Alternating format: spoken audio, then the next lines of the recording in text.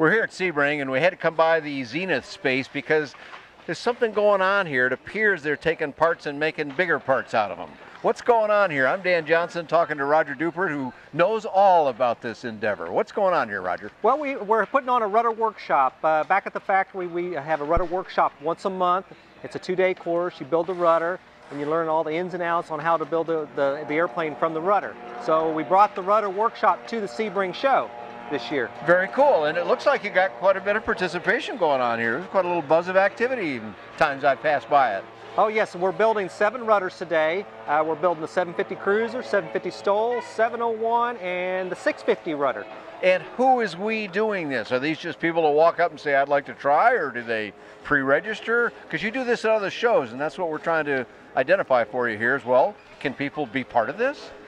We had a pre-registration because we had to ship all the rudder parts and everything. And so you had to know how many people were coming. I see, okay.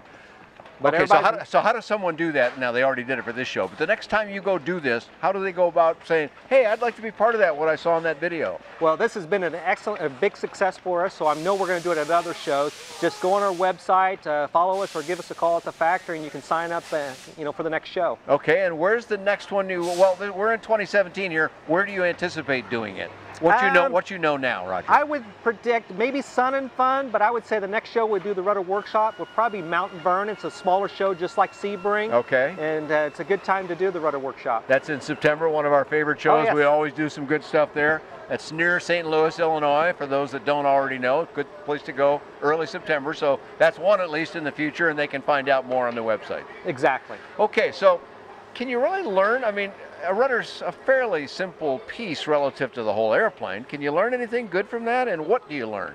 Well, the rudder is the same example as building the wing. You still have the spar, you still have the ribs, and you still have the skin. The advantage to the rudder is it's just not such a big section like the wing that you need, a 12-foot table. All you need is a, 4x4 or a 4x6 table. Yeah, you basically didn't take a whole lot to put a bunch of tables together here for people to do this, I'm guessing, and that's enough to do the whole rudder on it. Oh, then. Definitely, yes. Now, how long does it take, and how many people are working at doing one rudder? Well, one rudder is typically one customer, but most of the time he'll bring his wife or his kids to help along building the rudder. And most of the time it takes, 10 to 12 hours to finish the rudder from start to finish. Okay, so in a couple of days, like you said. Then. Right, and we'll take them for a demo flight, and we'll chat, and we'll discuss the airplanes too in the meantime.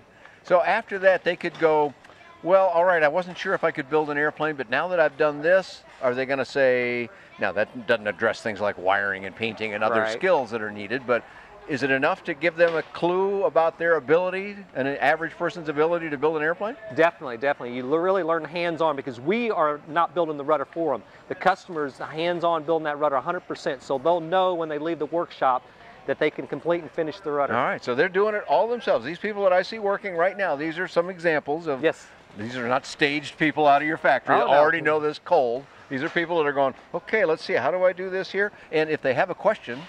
We're right here to jump in and help them and show them different techniques, little shortcuts, and how to read the manual, read the blueprints, and finish that rudder to start building either the rest of the tail or maybe even the wing section. So let's say I signed up here and I went, okay, I want to do this. Do you start off with a little orientation first, or do you just say, here's some parts, call us when you need us, or how does it work? We do have an orientation the first day, which was yesterday morning, and everybody, explains who they are, where they're from, and then we go explain a little bit about the rudder, the tools, basic tools, and then we just say, hey, jump in, open the manual, and start pulling parts and drilling. Now I see a gentleman right here, it looks like he's sort of finishing the edge with a tool. Did he have to bring that tool, or did you supply all those things for them? We supply all the tools, and that's what we do. So they just show up then. Exactly. It makes it a lot easier, and most of the tools that we're using here, we do sell as a tool package back at our factory. Okay. So they don't have to go out and source these things by themselves, although I'm sure they're just standard tools, but the one he's got in his hand, I'm not familiar with, so that's one to refine that edge a little bit. Correct. It's called an edge de-burring tool. Okay, there you go. So whatever tools they need, and I see a lot of clicos. That's for people that don't know what they are. That's the little pieces that are sticking up out of that rudder right there. What do they do? What's their purpose for those that don't know that? They're a temporary fastener. So what you do is you're going to drill your hole first, and then you're going to clico with the proper size clico for whatever hole you're drilling. And then you're going to take that section apart to deburr it, re-clico, and then you can start riveting it. Okay, and the drilling in the first place. I don't see jigs and things that say how to drill it. How does one know how to do that? Well, that's nice. I'd be nervous about making that first drill into a brand new part and go, what if it's not the right hole? Now I got a hole in a part that I don't need. And that is very hard to start these guys. You know, the first hour until they drill that first hole is very challenging. But, you know, that's the nice thing about our airplanes. All you need is a nice flat table. There's no special jigs, fixtures, anything that you need to finish the airplane. I don't see any of those parts. So are they laying out a paper on top of it, or how do they make that first hole? It makes them a little nervous. Well, they're just drilling the rib to the skeleton on the workbench. And, you know, there's no templates or anything, and they don't need the paper to keep it all clean. Okay. And, great. So a couple of days, these folks will they go home with their rudders? Yes. So they're going to own a rudder when they're done exactly. too, huh? Most of our customers are from Florida, so they'll take their rudder home. We do have a few. We have one gentleman who brought his family from Argentina. Oh, wow. And definitely he can't take his rudder back on the airline, so we'll take it back with us and we'll ship it either with the rest of the kit or something like that. So people can come from anywhere in the world or anywhere in the country to one of these events that you'll have, and if they can't manage to get the part home, because when they're done, a rudder may not look that big until you actually have one in your hands, and then they get kind of large, so you couldn't just take that on the airline with you. Right. They'd probably give you kind of a wrong look there, I'm thinking. So excellent stuff. Okay, let's go back then to the website and how people can find out that. And you said they can call too, so give us both a website and a phone number, Roger. We'll put it up on the screen for folks. Okay, well, you can either call the factory, which is 573-581-9000, or you can go on our website, which is zenithair.com. And we do have another website, Zenith Aero, that we have a lot of information on there too. Okay, and they can find out there. There'll be an easy way to get to where they find out about, I want to participate in one of these wherever you do it next. If it's convenient to me, how can I find that out? That's where they can go. Exactly. Great stuff.